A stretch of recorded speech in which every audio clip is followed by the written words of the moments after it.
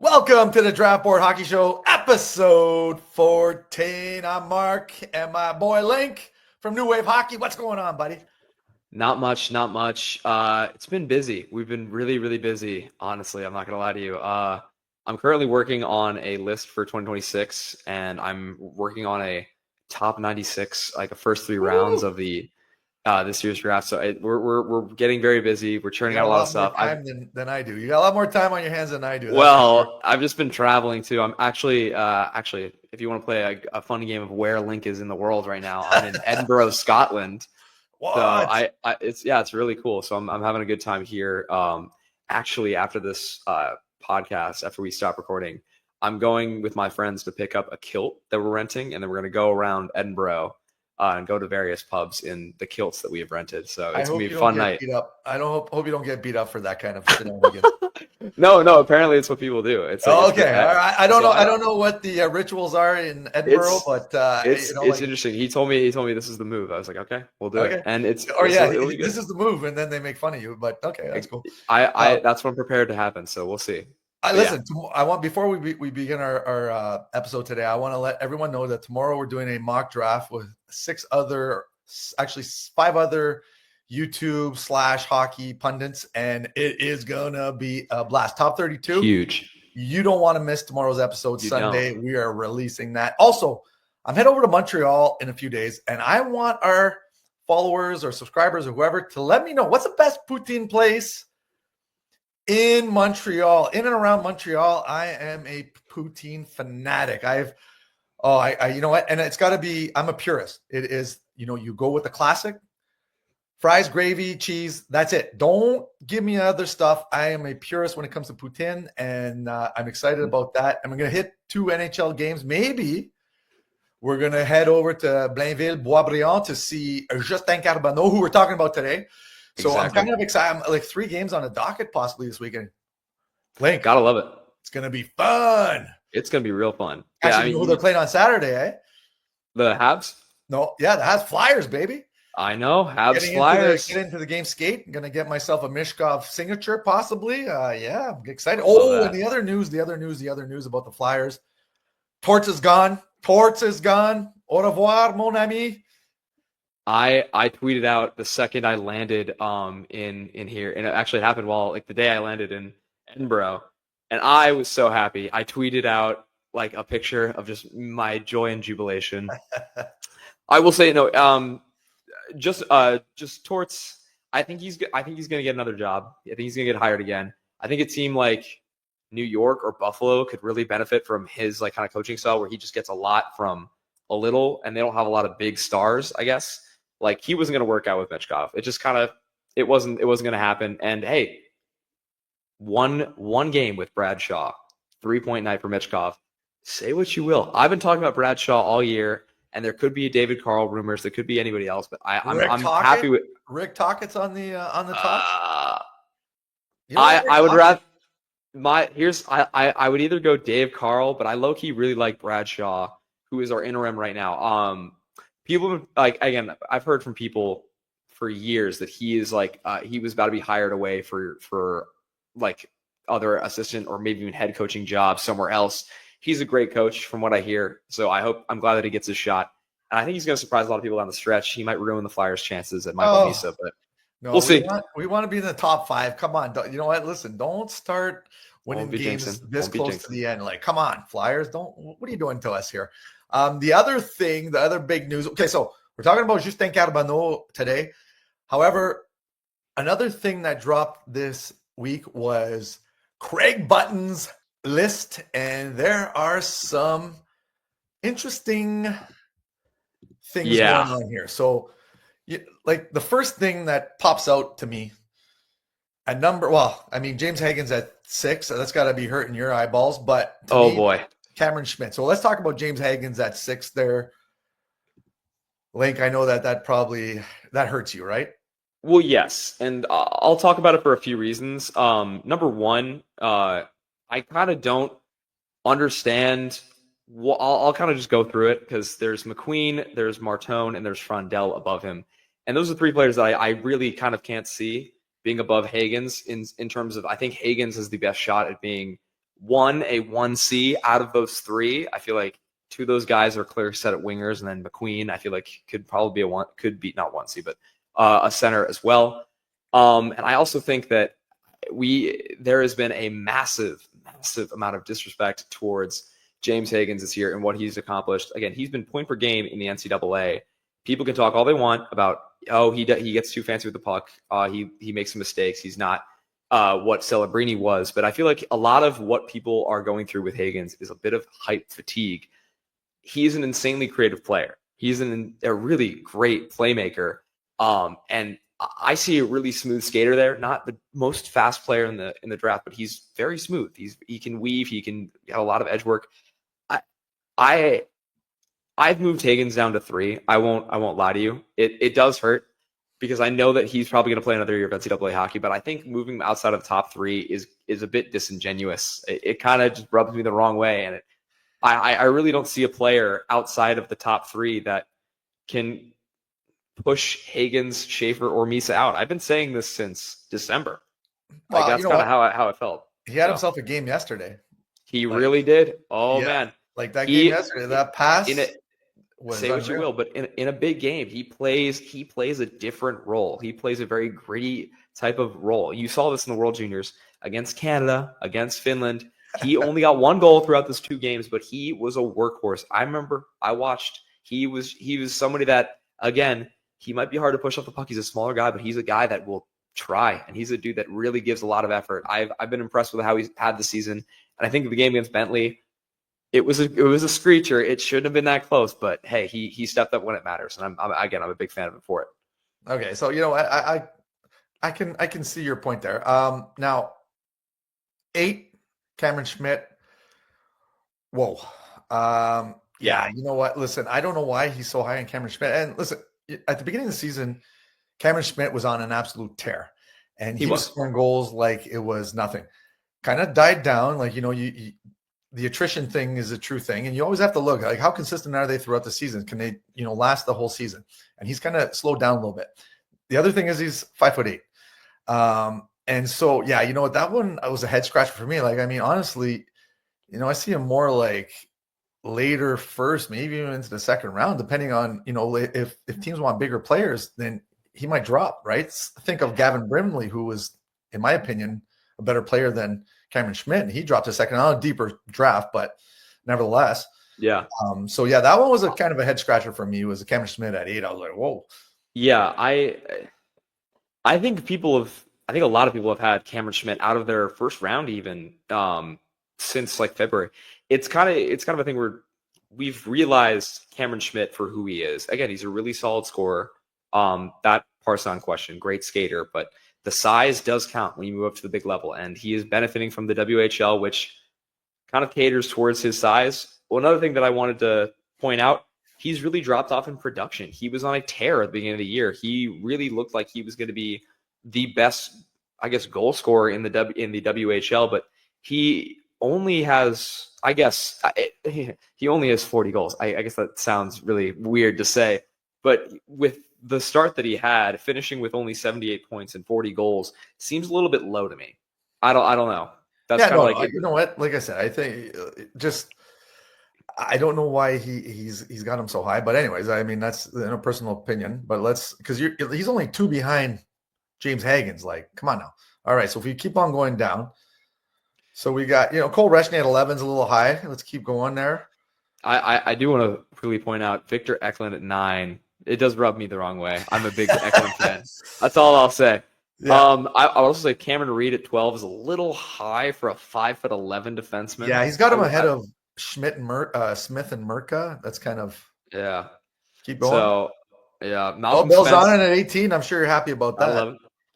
Another one that I thought I've heard people give him flack for was 19 Joshua Ravensburger. Yeah. And a lot of people have taken him out of their first round, despite him being obviously built to be a really solid goaltender, 6'5". He's not really performing to the standard that people were expecting to at the WHL level. So moving down. Everything else, like after that, my boy. We talked about Norbert right there, 26. Oh, yeah. And Ryabkin. I guess we can talk about both Norbert and Ryabkin kind of being in the first round. I'm a little I'm really surprised no Bears in the first round. I guess we'll talk about it with Justin Carbonneau because I think all of no Bears production, if not, there's highlights of Justin and Nobert together there. Yeah, so we'll talk about that. But yeah, Ryabkin's kind of fallen off the he's dropped a lot. I mean, some people have him a lot in a later first round, which I don't have a problem with. But I mean, he's starting to go into the second round too. So I mean, there's like I said, I saw him live this year, and I was like, what is going on here? Especially considering his D-1 season, you know what, in the NHL. Yeah, it's kind of what's the less said about Ryabkin's season, the better, honestly. I've moved him even lower. So we'll see what happens. And I, of course, like, just despite me, I believe Craig put both Nobert and Ryabkin ahead of my boy, Milton Gastrin. Yeah. I mean, I was right. That was just despite me. I guess. I saw that. I said Gastrin's in the top 30 and Linc's going to be really happy. Yeah. I think the last one to even like really discuss, I guess we can talk about like some of the second round ones because they're kind of funny. Logan Hensler at 31 is a little bit shocking to me. And then we can go all the way down to 54. Right there. Right there. It's Colin Potter at 54. Woo! You got Cameron Schmidt at 8, and you're dropping Colin Potter to 54. Like, that makes zero sense to me. Like, you know, I don't know who he's talking to or whatever, but Colin Potter is a phenomenal skater, and he logged big minutes in Arizona. And you know what? And he's a 07 NCAA player, so he's one of the youngest players in the NCAA. He's not a 06. It's him or Boumediene who's the youngest player in the it's either him or Boumediene. Yeah, I think it might be Boumediene. Mm-hmm. But two of the youngest players in the NCAA right now. Of course, there's 5 freshmen in the NCAA with their draft season going on right now with Hagens, Van Sage, Boumediene, Potter, and Dakota Ram Mullen. But I've been going out on a limb and saying that Potter's had the second best season of those freshmen. He's been tremendous. Oh yeah, he's been excellent. Yeah, and that is kind of a slap in the face having that far down. When I know people who have put him in their top 10, I'm not that crazy about Colin Potter, but that he's really warranted. No, that was the biggest head scratcher for me because I'm going down the list and I'm like, I don't see Potter, and I'm like, oh my God, 54. I was like, woo, that like I said, the two biggest ones that I was kind of questioning was Cameron Schmidt at 8 and Colin Potter at 54. Those were like the two biggest ones. I mean, you know, the other ones you can kind of fluctuate here and there. I don't have a problem with it. You see, you know, but the rest, that was pretty wild. But anyways, he likes to stir up the pot. I think sometimes he does it just for clickbait. He's like, let's shock the world here. Let's get people talking. So, but nevertheless, one of the players though that he had pretty high and justified, and that is our boy Justin Carbonneau, Blainville Boisbriand in Quebec. And yes, he had himself a decent season. Check this out. Just a decent season. 89 points in 62 games. Look at the goals. 46 goals. And I just wanted to show, I have the top CHL points per game in the draft class. And Justin Carbonneau, he sets in at 8. He's got the second most goals behind Michael Misa, 46 goals. Misa has 62 goals. So, yeah, you know what? Guess what? The kid is a shooter, and he can snipe the puck. I will show clips in 1 second. What's your take? What's your initial introduction to Justin Carbonneau? Again, I've talked about it so many times. Justin Carbonneau has been somebody that I have been high on. Before everyone got here, I was the cool kid who was like, look at this guy out of Quebec. He's going to be the next big goal scorer, man. I think you guys should really like take a look at him. And people have gone back and forth on him. And now everyone's like, oh, Justin Carbonneau is really cool. And I've been here the whole time. That's all I got to say. Just pumping tires, eh? Just pumping tires. Okay, wait. Pumping Let tires. Let me show you. Yeah, like with my job. So he's at the bottom. He picks up the puck. Watch this release. Think. The goalie didn't even move. Like, you're going to see it on the close-up in 1 second. The goalie didn't even move. Like, here's the slow motion. He picks up interception right there, and then watch this. Damn. Like, come on. That came off the stick right here. You'll see it right here. This thing comes off real quick. Wow. Oh. Okay, wait. One more just to. Oh, yeah. I could watch these all day. He's at the top there. He got the stick cocked and boom. Look at that. Look at that one-time. His one-timer is pretty sweet. Him and Frondell one-timers, 2 deadliest one-timers in the draft class. This one-timer. Yeah, so he's right at the top there. Look, he's got it. And then just like, come on. So, yeah, so goal scorer. Passing is the one thing with Carbonneau that I have issues with is that he'll stick handle himself into a void. He tries to do a little too much. Sometimes he's got to start to use his teammates, and only when he's kind of forced into a position that he has to pass it. But there are other times when he could dish it off a little bit sooner. Like I said, if he could round out that part of his game, obviously he's a great goal scorer. We see that, but the passing, he's got to be a little bit more two-dimensional, I guess, like passing and shooting. So that's the one thing. And then his consistency too. He's a little inconsistent in games, and even like his effort level. Sometimes he's just kind of floating around. But for the most part, like I said, in terms of goal scoring, yeah, he can rifle the puck. In terms of your concerns, absolutely, very warranted. I will say there's a lot of question marks with Carbonneau in terms of what he can bring, because again, we talk about a goal scorer and we think of like guys like Austin Matthews and Alex Ovechkin. Like, oh, could we be seeing one of these people? But no, it's, again, you need to be way more rounded to be on their level. However, in Carbonneau's defense, going back to the leaderboard of like point per game, I would love to see that list, but January 1st on, because ever since January 1st, Carbonneau has been turning it up. I think he was around point per game around the World Juniors, and now he's like 20 points over point per game. He has just been insane. He has been the focal point of that Blainville Boisbriand offense.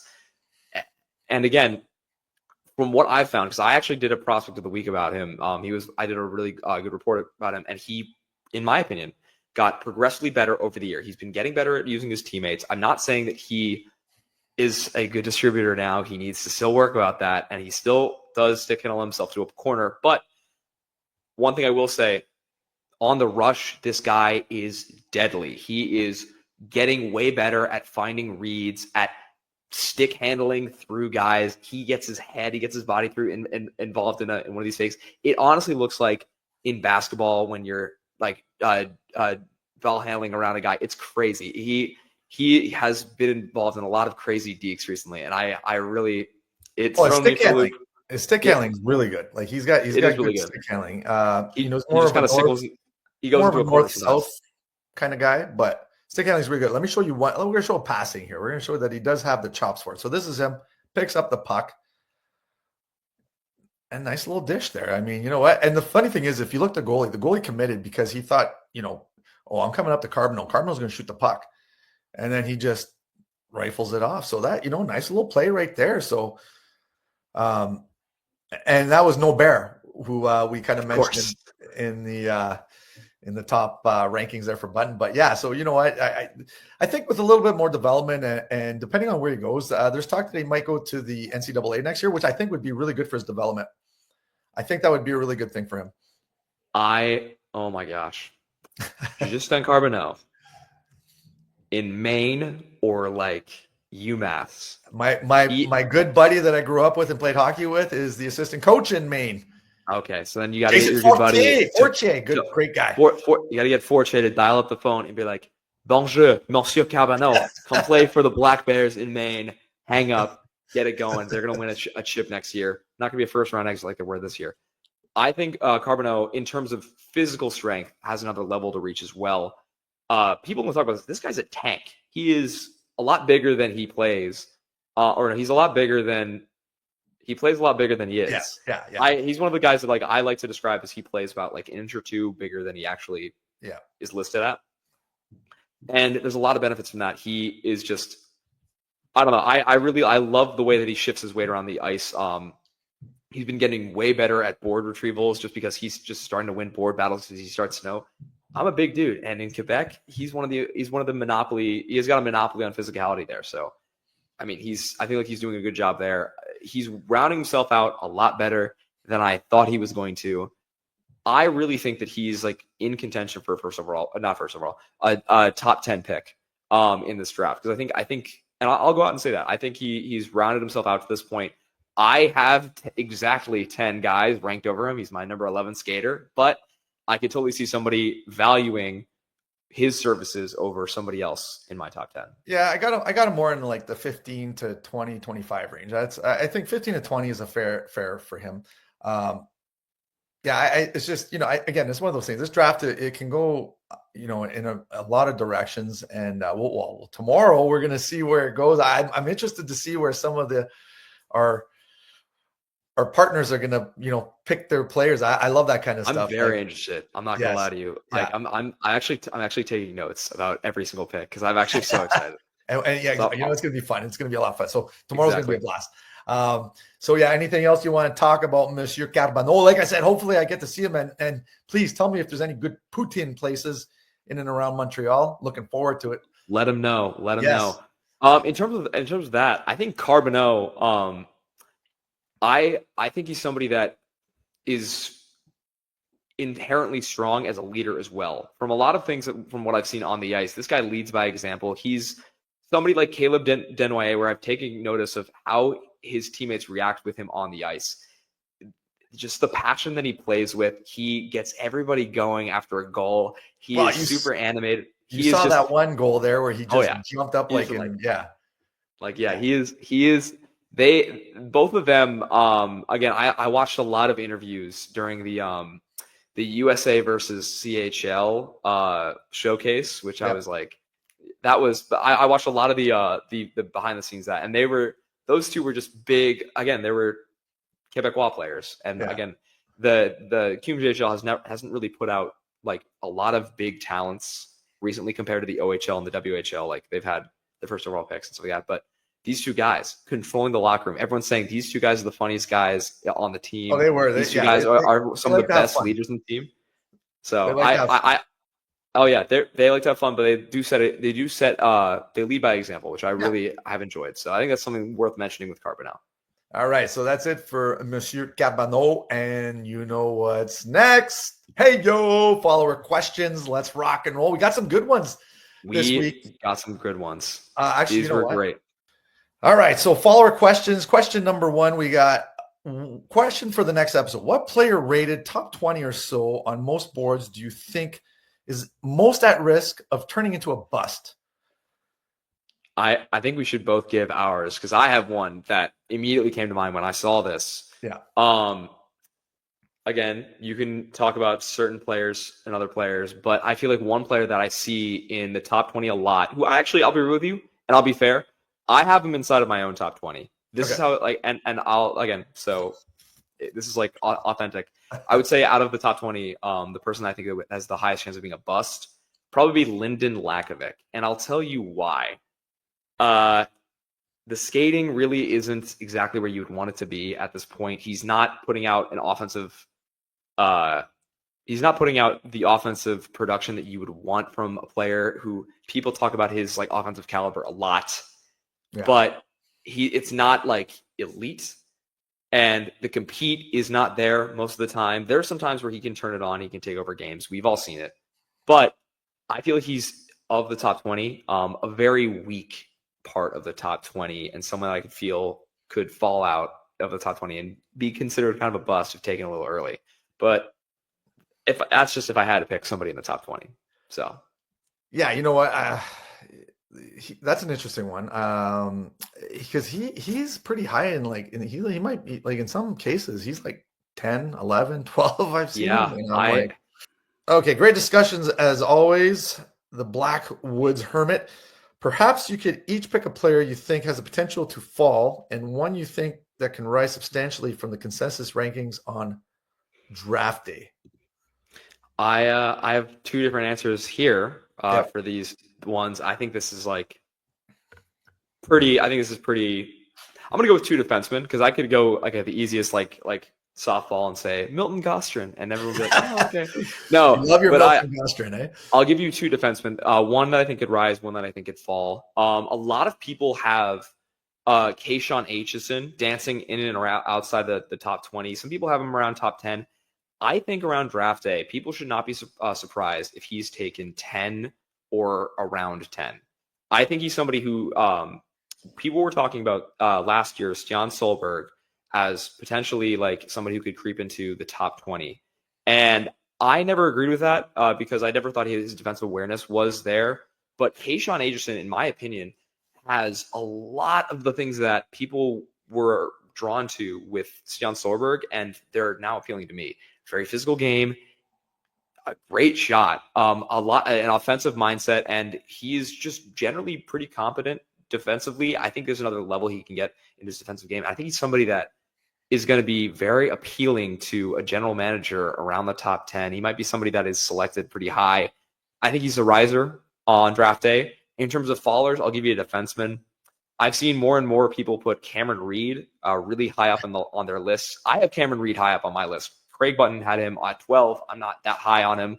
Yeah. Cam Reed is definitely a first rounder for me. But again, it's very, very hard to go in the first round if you're under 6'1" as a defenseman.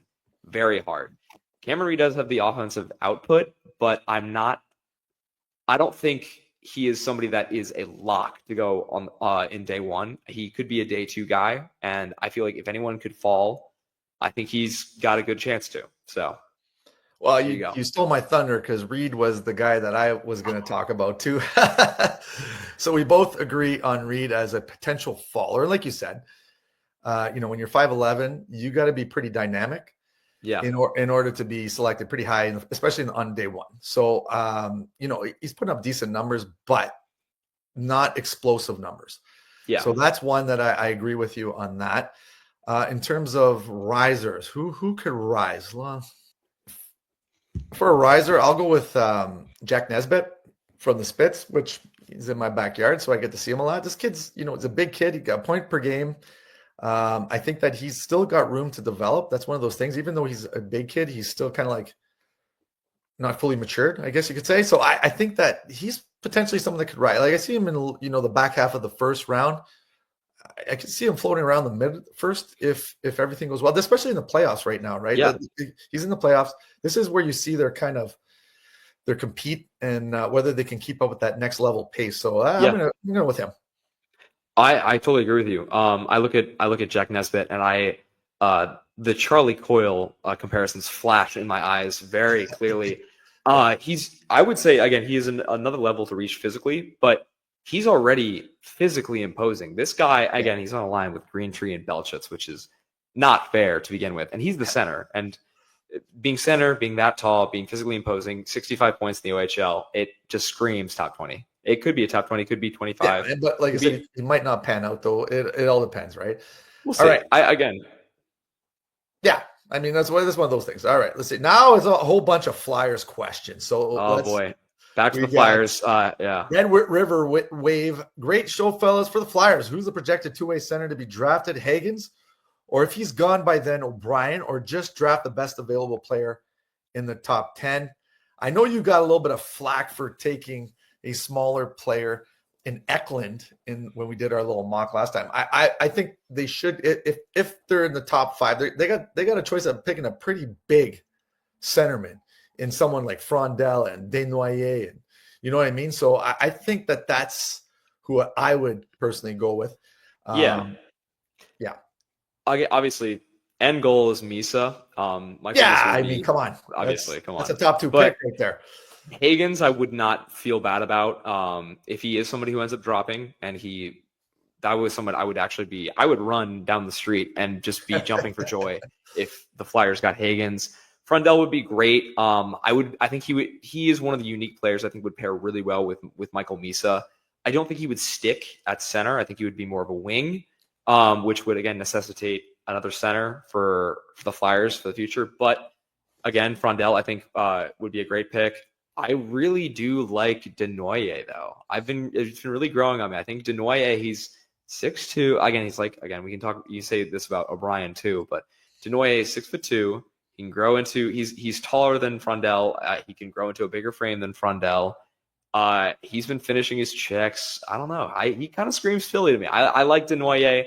If I had a pick and Higgins and Misa were gone, I'm taking Denoyer. I'm not. Well, I'm not. listen, the French Canadians do well in Flyers land. You know They do. this. Like, think of the Simon past. Gagne, Yeah. Claude Giroux. Come Yeah. on. That's Bernie right. Braun. You get the French Canadians do well in Philly. So, all right. So, next question we got for the fellow Flyer fan Linc. Hey, I'm a Flyers fan too there. But Danny Briere was talking about the possibility of bringing Luchenko onto the roster now that the season is over. Well, actually, they've already talked about that. And he's in the AHL right now. So I think that Alex might be Shernick, like a little, kind of like a litmus test, and then maybe bring him up for a couple games or so. What do you think? Depending on injuries and whatnot, and then the new coach too, right? I think it's.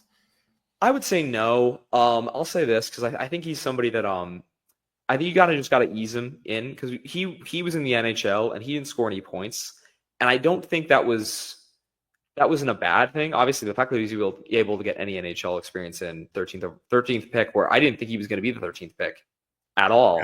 Yeah. That's insane. In terms of his trajectory and career path, I think you keep him in Lehigh Valley for the rest of the year. Go on a playoff run with the boys. That's a good Lehigh Valley team. Let's be real. They're a pretty good team. They've got a lot of good talent on that roster. Actually, I don't think Bonk will ever be over on the roster. That maybe for a playoff run, but we'll see because that London Knights team is going deep. They're always good. Yeah, them and him and Denver Barkey. Would love them on the Phantoms, but Luchenko is, I guess, their number one center there now with Shernick and a bunch of other players. But yeah, I think just keep him at Lehigh Valley. Maybe bring him up for. I don't know. I don't think it's. I think it's just better if you just keep in Lehigh Valley and just the whole goal for this year is make the playoffs, do the best that you can in the playoffs, talk about the Flyers this summer. Because I think if you just give them like one goal to just try to dominate with the Phantoms, try to like engage with some of the younger players like that are going to be Flyers someday. I think that'd be a little bit better for his, I guess, future. So we'll see. I don't know. Perfect. All right. And then the last question, Flyers second pick. Who's a target? Aitchison, Fiddler, or my favorite defenseman in the draft, Cameron Reed? All right, so what's your thoughts there, Linc? Okay, so I'm going to quickly assume that we've taken a center. It's either Hagens, Misa, Frondell, Denoyer, and it's either going to be a wing, could be a defenseman. Like you said, Blake Fiddler could be around this range. I'm trying to think. I honestly, would it be crazy to take a flyer on Cullen Potter with the second pick again at 22? If he makes it there, I mean, you know what? He might go a little bit earlier. What about someone like Logan Hensler might float that low? Ooh, if Logan Hensler's there, I would be running up to the podium to get Logan Hensler at 22. If he's there at 22, I'm running. I'm running. I'm sprinting. Yeah. Well, I guess there's no podium to sprint up to now. It's oh yeah, that's right. So I don't know. I think a second pick. I think a defenseman would be ideal. Cullen Potter, but if you get like an offensive talent like Cullen Potter, like I think it all depends on how things shake out for sure. But yeah, that'd be a fun one though. Oh, that's great questions as usual. People, come on, keep them coming. Yeah, keep them coming. We are not just we're not just a Flyers podcast. So if you're a Blackhawks fan, a Sharks fan, Habs fans, let us know who your favorite team is, and we'll tell you who we think they're going to pick or who they should pick. Or that's a good idea. I like that. Or just watch the mock draft that comes out Sunday. Yeah, either or, whatever you want. It's going to be unreal tomorrow, people. Mock draft time is going to be fun. It's going to be super fun. Great special guests. Yeah. Speaking of great questions, love the questions. Love it. You know what? Always, it's a blast. I think these ones were some of the best. I really enjoyed these questions. So yeah. I was excited. I was texting you about it on the plane. All right. And that's it for today. So tomorrow, be ready. Mock draft in effect, top 32 with a bunch of fellow hockey nerds. So yes, it's going to be fun. And that's it for today, Linc. Good seeing you, buddy. Good seeing you too. Very, very awesome podcast today. We got through a lot, and we got through one of my favorites, introduced Justin Carbonneau. Super excited. All right. We'll see you soon, everyone. Cheers.